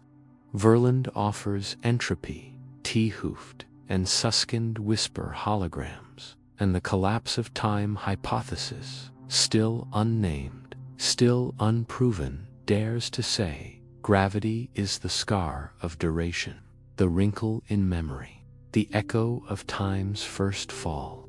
What is real, then? If gravity is not fundamental, what is? Information, entropy, time, or is even time emergent, rising from quantum correlations, from causal relations, from the growth of entanglement? Perhaps the only fundamental thing is relation. Connection, difference, and gravity, the gentle pull toward. Equilibrium is the universe's way of remembering that it was once whole. Each theory is a story. Einstein's the universe as sculpture, shaped by mass, frozen in 4 dimensions. Quantum's the universe as storm, probabilistic, flickering, uncertain. Verland's the universe as ocean, waves emerging from unseen depths, tides pulled by entropy, holographic. The universe as dream, projected from a surface, illusory yet consistent. Collapse of time, the universe as archive, every fall, every orbit, every black hole, not an event, but an entry, not motion, but memory. And perhaps all are true at different scales, in different languages, seen from different angles. Gravity is geometry on planetary scales. Gravity is entropy on galactic scales. Gravity is holographic near black holes. Gravity is memory in the quantum foam. The universe does not choose one truth, it layers them. And so the final question lingers, quiet, vast, unanswerable. If gravity is the memory of time's collapse, then what, or who, is remembering? The equations offer no answer, only silence, and the slow, patient fall of apples, of stars, of light through thickening time, still bending, still folding, still becoming memory, still becoming gravity, still becoming what was. The universe does not whisper its secrets, it sings them in frequencies too low for ears, in curvatures too subtle for eyes, in durations too fine for clocks. To hear it, humanity built instruments, not of wood or wire, but of laser beams stretching kilometers, of mirrors suspended in vacuum, of atomic hearts chilled near absolute zero, of telescopes orbiting beyond the atmosphere, peering into the first light of time. These are not tools of conquest, they are tools of listening. Gravity, that quiet architect, that memory of collapsed time, leaves traces, not in force, but in form, not in pull, but in pattern. And across laboratories, mountaintops, and the silent void of space, scientists now trace those patterns, not to confirm what is known, but to uncover what is hidden. The anomalies grow louder, the equations tremble, and the instruments, ever more sensitive, ever more precise, begin to hear the echo beneath the silence. It began with a chirp on September 14, 2015, at 9 hours, 50 minutes and 45 seconds UTC, a signal washed over Earth, not through air, not through matter, but through space-time itself. designated GW150914. It lasted 0.2 seconds. A rising tone from 35 Hz to 250 Hz, like the sigh of a cosmic string plucked in the dark. It came from 1.3 billion light-years away. Two black holes, 236 and 29 solar masses spiraling, merging, vanishing into a single, heavier whole. In that instant, 3 solar masses were converted into pure gravitational energy, ripples in spacetime propagating outward at light speed, detected by LIGO, the Laser Interferometer Gravitational Wave Observatory. The signal confirmed Einstein's final, untested prediction. Gravitational waves exist. Space-time is elastic. It rings. It remembers. But LIGO heard more than waves. It heard time. The waveform, the precise shape of the chirp encodes the dynamics of space-time curvature near the merger. General relativity predicts its form with astonishing accuracy. But deviations, even minute, could signal something deeper. Quantum corrections to gravity, emergent geometry, memory effects from prior states. So far, no deviation has been found, but the search continues. LIGO, joined by Virgo in Italy and Kagra in Japan, now listens constantly, not just for black holes, but for neutron star collisions, supernova, cosmic strings, and even primordial waves from the Big Bang. Each detection is a stress test for gravity's nature. Does space-time ring like Einstein's smooth fabric, or does it crackle at Planck scales with quantum grain?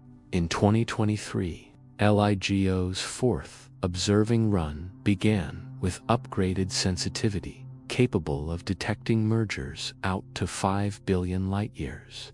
With each new chirp, physicists compare the waveform against not only general relativity, but against alternative models, Verlin's emergent gravity, scalar tensor theories, massive gravity, holographic corrections. No anomaly yet. But the silence is not absence. It is patience above the atmosphere.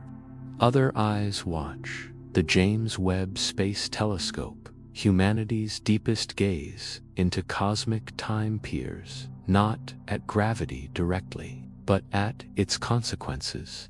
At galaxies forming just 300 million years after the Big Bang. At gravitational lenses magnifying the earliest stars. At the distribution of mass, visible and invisible, across cosmic webs. Webb's data sharpens. The dark matter mystery. Galaxies in the early universe rotate too fast. Clusters bend light too strongly. Structures formed too quickly. All point to unseen mass or to misunderstood gravity. In 2023, Webb observed galaxy CEERS 2112, a barred spiral. Mature and structured, existing when the universe was only 2 billion years old. According to simulations based on dark matter, such galaxies should not yet exist. They require time and mass to form. Yet here it is, ordered, symmetrical, rotating, emergent gravity models, which require no dark matter, predict such early structure more naturally.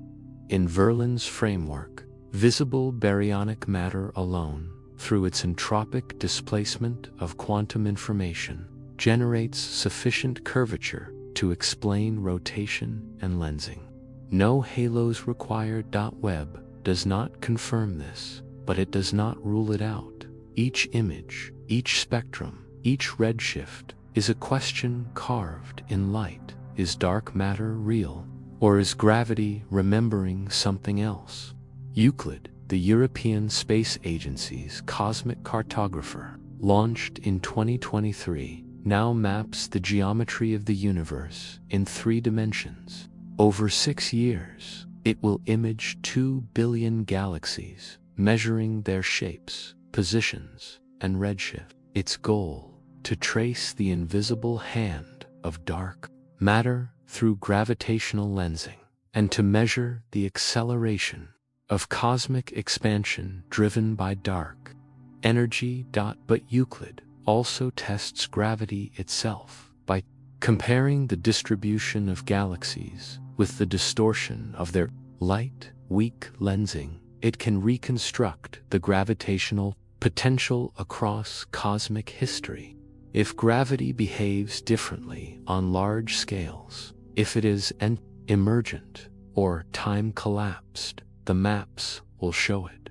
Preliminary data, released in late 2024, already reveals anomalies, unexpected voids, overdensities that don't align with CDM predictions, the standard model of cosmology. Not yet statistically significant, not yet revolutionary, but the patterns are there, like brushstrokes beneath a painted surface, hinting at an older image. Gravity on cosmic scales may not be what we thought, and soon the silence of space will be pierced by a new ear.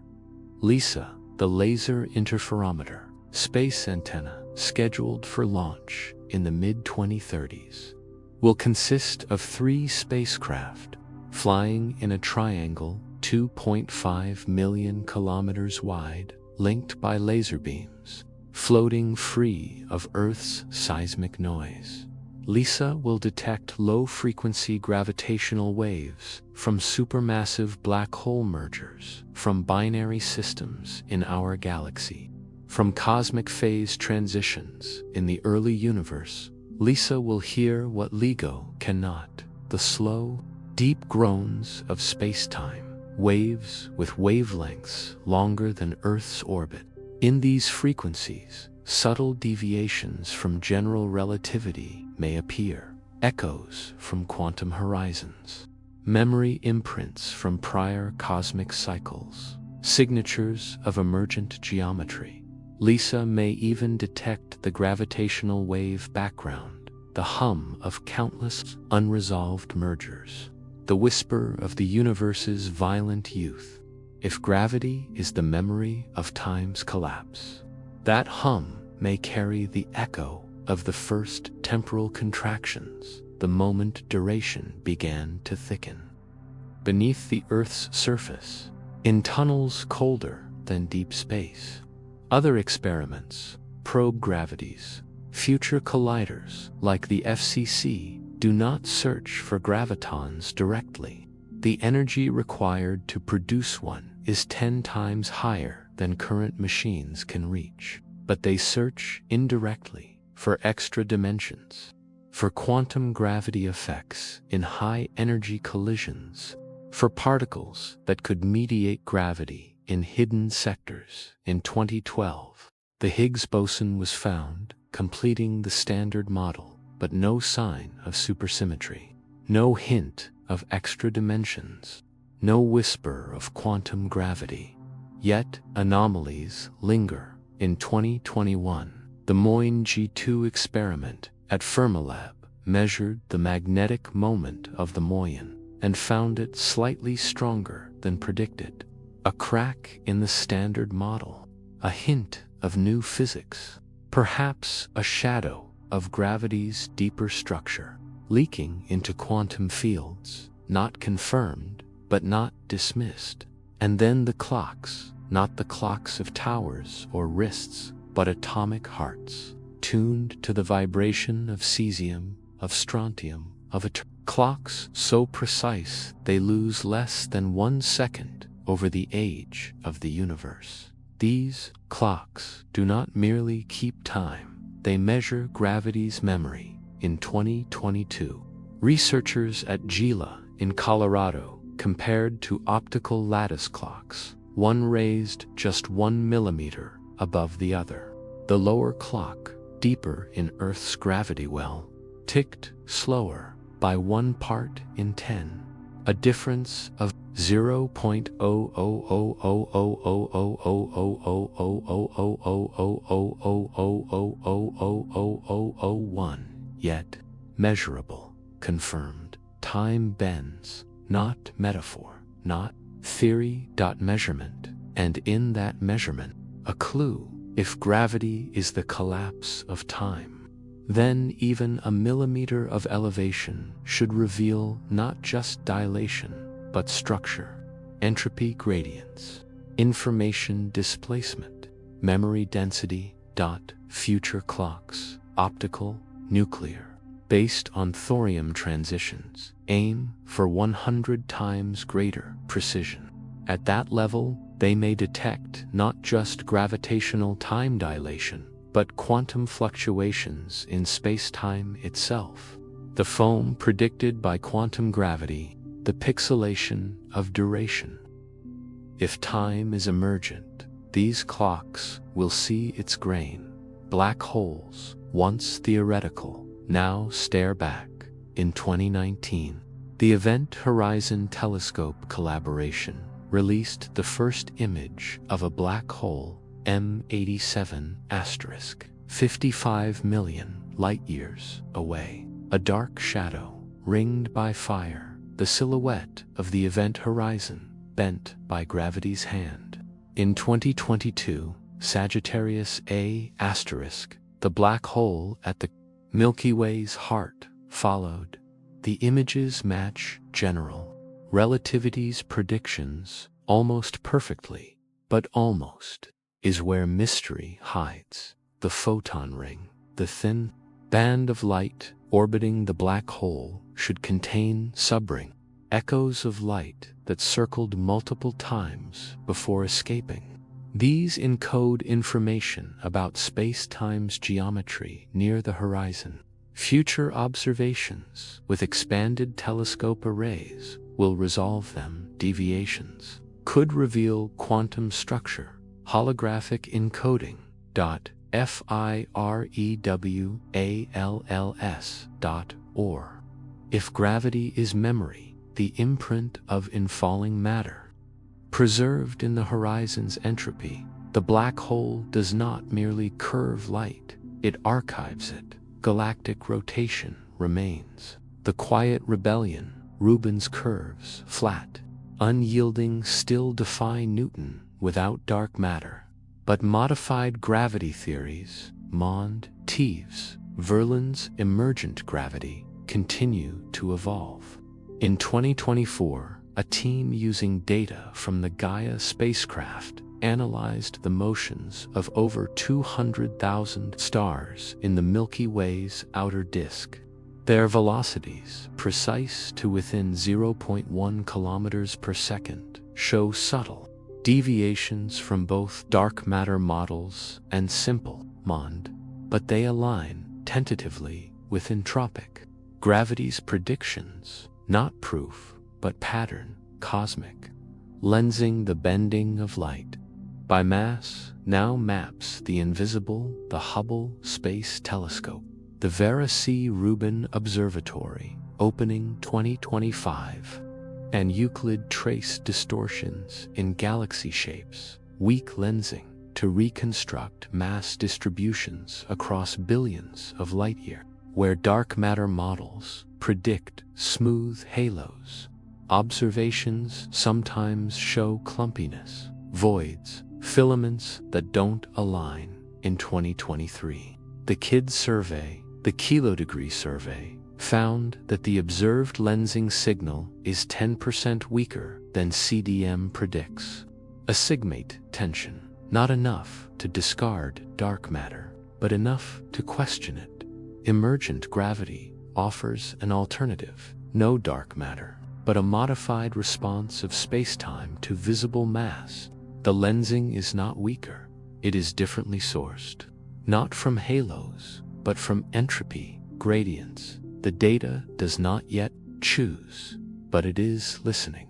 And in laboratories, the final frontier, quantum experiments now probe gravity's role in decoherence, the collapse of quantum, superposition, positons.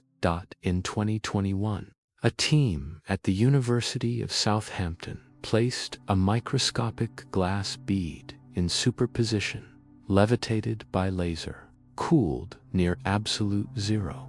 They measured how Earth's gravity caused the bead's wave function to decohere, not randomly, but directionally, toward slower time. Gravity did not merely bend space, it selected timelines. In 2024, researchers in Vienna entangled two atomic clocks, then placed them at different heights. The entanglement degraded faster for the lower clock, not because of noise, but because of time dilation. Gravity enforces classicality. It erases quantum possibilities, not by force, but by memory. If gravity is the collapse of time, then it is also the collapse of quantum uncertainty. The universe remembers, and in remembering, chooses. The anomalies accumulate, not as failures, but as whispers. The muon's magnetic moment, the galaxy too early. The lensing, too weak, the clock to slow. The black hole, too silent, the wave too smooth. Each is a thread tugging at the fabric of understanding. What are they revealing? That gravity is not broken, but layered. Spacetime is not fundamental, but emergent. That time is not flowing, but collapsing. That mass is not source, but marker. That the universe is not expanding, but remembering. The tools grow sharper, richer, the silence thinner, and beneath it, a hum, the echo of duration's first fall, still ringing, still folding, still becoming gravity, still becoming memory, still becoming what the instruments are only now learning to hear. It begins and ends with a fall, not with violence, not with rupture, but with surrender. An apple detaches, a star collapses, a photon arcs around a galaxy, a human body, weary, lies down to rest, all drawn, not by force, not by command, but by the quiet slope of time itself, thickening beneath them, slowing, settling, remembering. What if every descent, every orbit, every spiral, every silent plunge into darkness is not motion through space, but motion into memory? What if gravity is not the architect of the future, but the archivist of the past?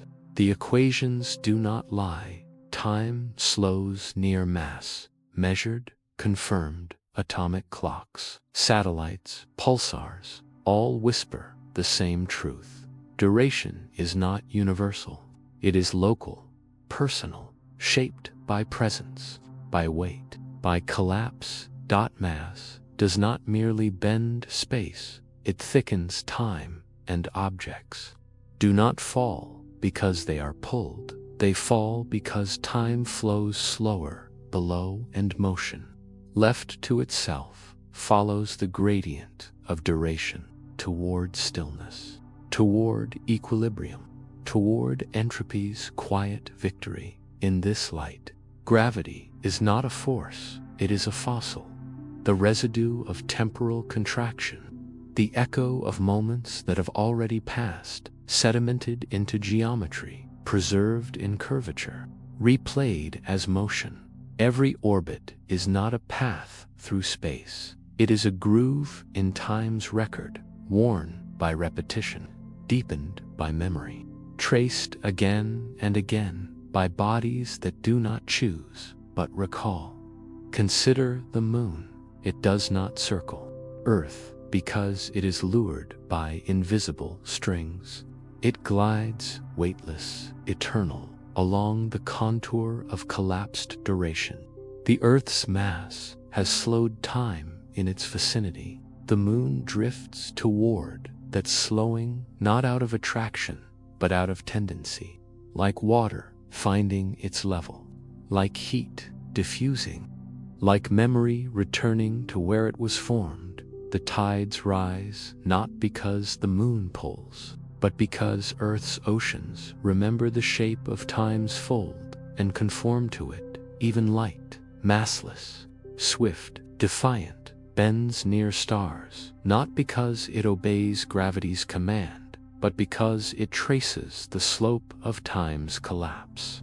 A photon has no choice. It follows the straightest path, and in curved time, the straightest path is bent gravity. Then is not law, it is liturgy, a ritual of remembrance, performed by planets, by stars, by galaxies, by falling leaves, by beating hearts, by breath. Humanity's search, across centuries, across continents, across equations, has never been only for gravity. It has been for time, for the nature of duration, for the reason why moments do not return, why causes precede effects. Why entropy rises. Why memory fades, and yet gravity endures. Newton sought law and found universality. Einstein sought geometry and found relativity. Quantum theorists sought particles and found silence. Verlaine sought entropy and found emergence. Each, in their own way, was tracing the same shadow, the shadow of time's collapse, not its flow, its fall. And so the cosmos reveals itself, not as machine, not as accident, not as explosion, but as archive, a vast, silent library where every event is recorded, not in ink, but in geometry, where black holes are not voids, but vaults, where galaxies are not structures, but inscriptions, where the expansion of space is not growth, but forgetting. Dark energy, that mysterious acceleration, may not be a force pushing outward. It may be time thinning, the universe diffusing its memory, stretching its record, cooling its past into emptiness. Dark matter, that invisible scaffolding, may not be substance at all. It may be the contour of time's collapse around visible stars. Spacetime, elastic response to entropies, gradient mimicking mass where none exists. The universe does not need ghosts to hold itself together. It needs only memory. And what of consciousness? That flicker of awareness, nested in bone, humming in synapse, trembling in thought. Is it too entangled with this? If gravity is the memory of time's collapse, and mind is the memory of experience's collapse, then perhaps both arise from the same source, not substance, but structure, not permanence, but pattern. Roger Penrose once speculated that consciousness emerges from quantum processes in microtubules, processes sensitive to spacetime geometry. If spacetime is emergent, if time is collapsed information, then mind, too, may be a localized knot of memory, self-referencing, self-preserving, self-aware, not proven, but haunting.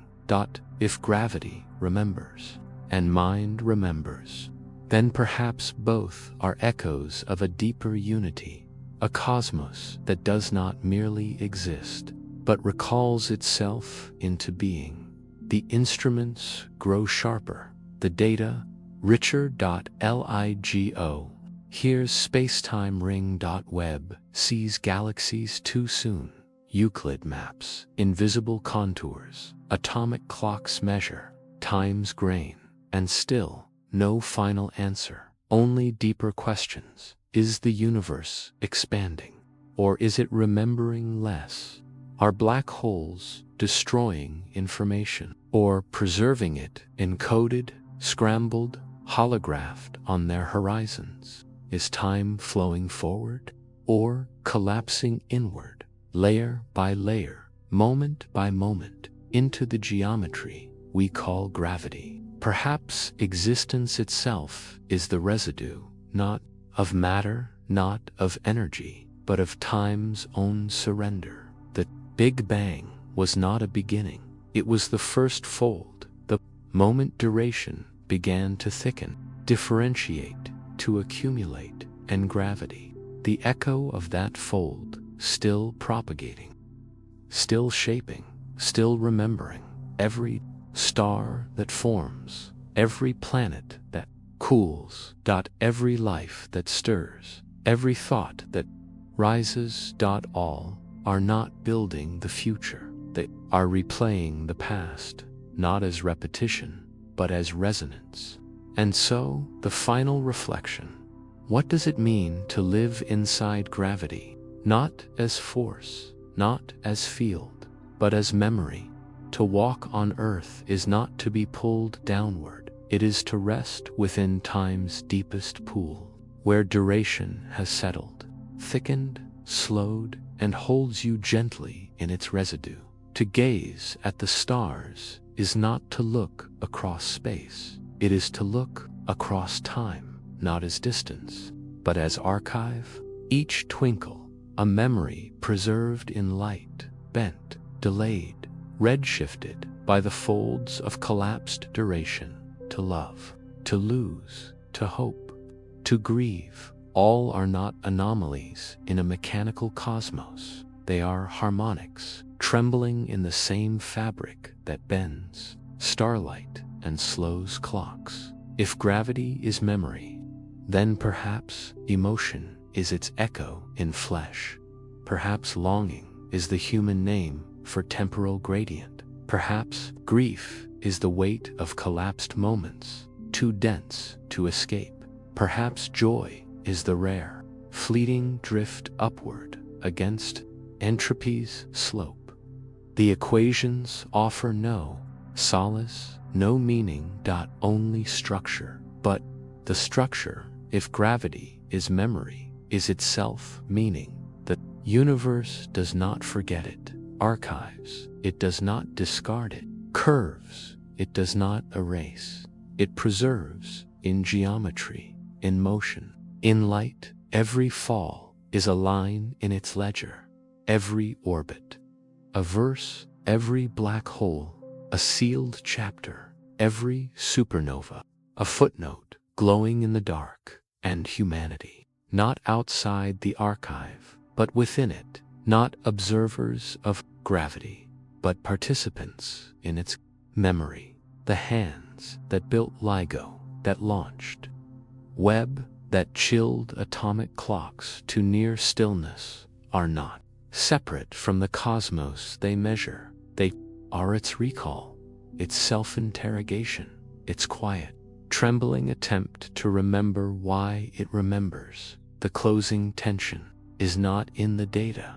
It is in the silence between the data points, in the pause before the next gravitational wave chirp, in the gap between clock ticks at different heights, in the shadow within the black hole's silhouette, in the flatness of the galaxy's rotation curve, in the acceleration of cosmic expansion. In all these, a whisper, not of force, but of remembrance. Gravity may not be the pull of matter. It may be the ghost of time's own collapse, and we, all of us, live inside its remembrance, not as prisoners, not as accidents, but as echoes, falling, orbiting, collapsing, remembering, The apple still falls, not because the earth calls, but because time has grown heavy beneath it. The stars still wheel, not because they are bound, but because they trace the grooves of duration's collapse. The black holes still wait, not because they hunger, but because they preserve, and the universe, vast, dark, glittering, does not unfold, it refolds, layer by layer, moment by moment, memory by memory. Perhaps this is the final revelation, not that gravity is weak, not that it resists quantization, not that it emerges from entropy, but that it is, and always has been, time's elegy, the slow, patient song of duration turning into geometry, of motion turning into memory, of presence turning into past. And if that is so, then every breath drawn, every hand held, every tear shed, every star wished upon is not lost, it is recorded, not in heaven, not in myth, but in the curvature of spacetime itself, in the slope of time's collapse, in the quiet, invisible force that binds galaxies and hearts together. Gravity is not the pull toward the future, it is the weight of the past still falling, still folding, still echoing, still remembering.